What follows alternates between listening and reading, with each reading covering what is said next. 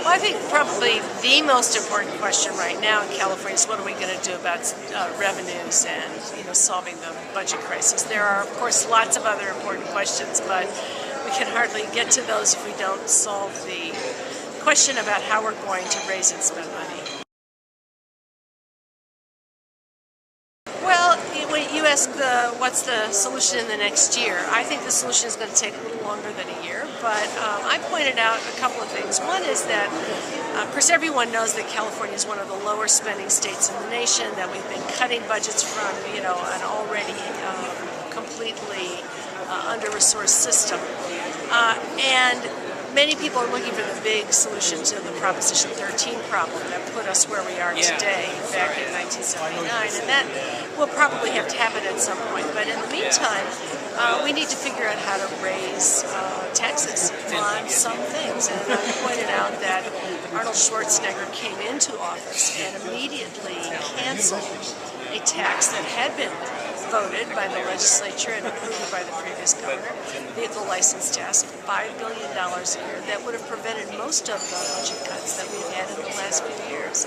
So we have to be willing in California to do what other states do, which is find revenue sources and allocate them to education. I think ultimately we're going to need a 1% income tax increase that will be allocated then more fairly and more wisely. More fairly in that it supports students in relation to their needs, and more wisely in that it's invested in those things that we know matter most. High quality, stable teaching and leadership workforce, the kind of assessments that measure quality learning, and so on. The other thing that California has to do is deal with the high rates of incarceration and the growing share of the budget going to prisons. We are now at a point where we're spending more on prisons than on public higher education. The prison budget has increased by more than 400% over the last 30 years. We're incarcerating, we've quadrupled the number of people we incarcerate.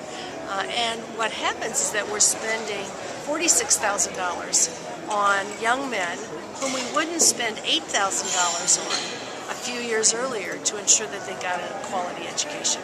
Because most inmates are actually high school dropouts, and most are functionally illiterate.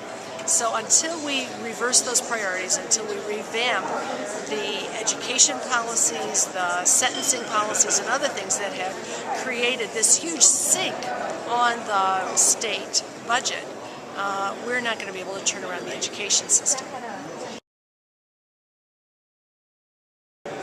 PPIC is one of the most important resources in the state of California. I think it's just a critically important part of the problem-solving apparatus that we have, and I hope PPIC will be putting its intelligence toward this problem.